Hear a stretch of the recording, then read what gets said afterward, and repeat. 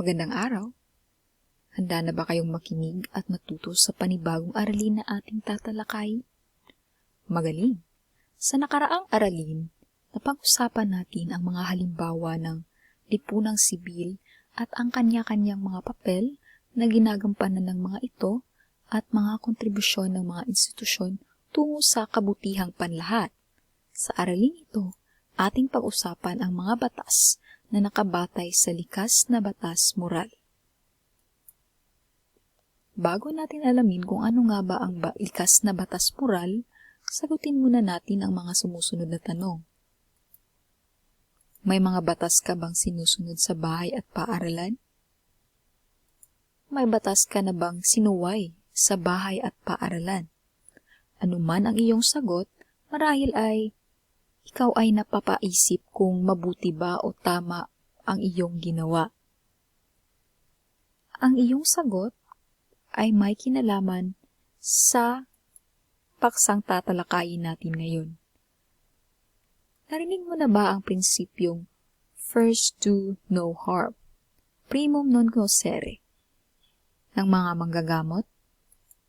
Ang prinsipyong ito, or ang first do no harm, ito ay ang prinsipyo ng mga doktor na laging may pagnanais na makapagpagaling at iiwasan ang lahat ng makapagpapalala ng sakit o nakakasama sa pasyente.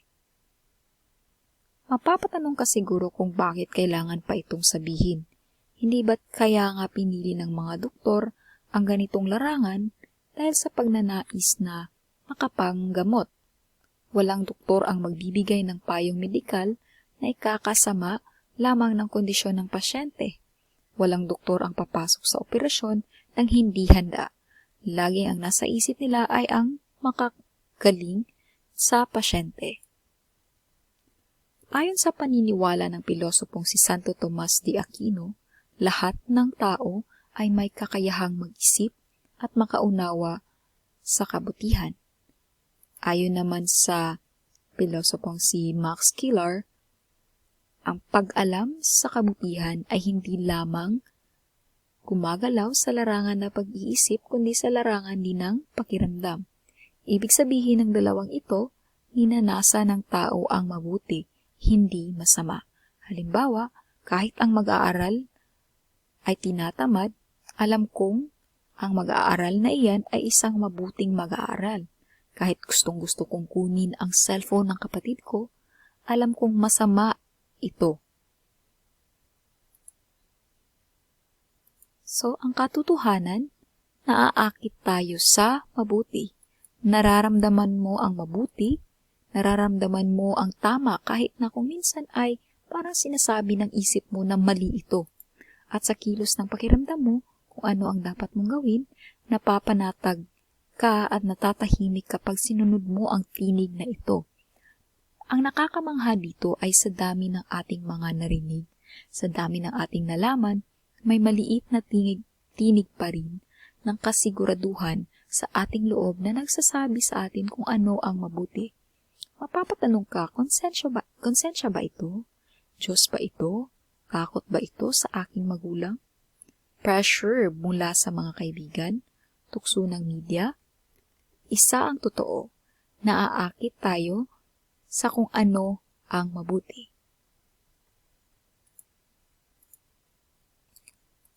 Dahil dito, ang mabuti ang laging pakay at layo ng tao. Ang isip at puso ang gabay para kilatisin kung ano talaga ang mabuti.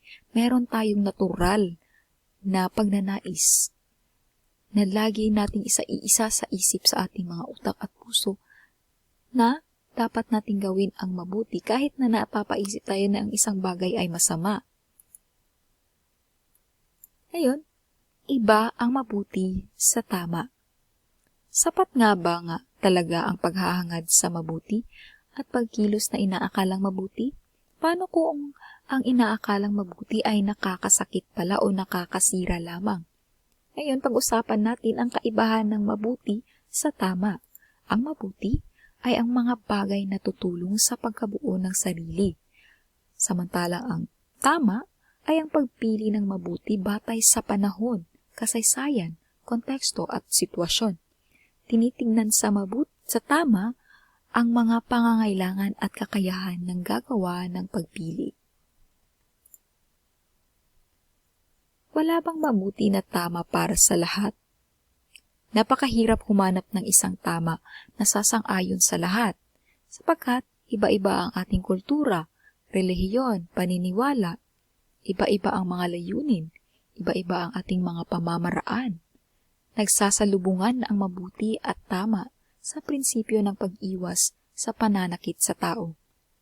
Ngunit ang pinakamahalaga, kahit na iba-iba ang ating kultura, relihiyon o paniniwala, at kahit iba-iba man ang formula ng likas na batas moral, tinuturo nito ay iisa lamang. Hindi mo kakasangkapin ang tao, na ituturing mo bilang may pinakamataas na halaga ang tao, na gagawin mo ang lahat upang ingatan at payabungin ang tao.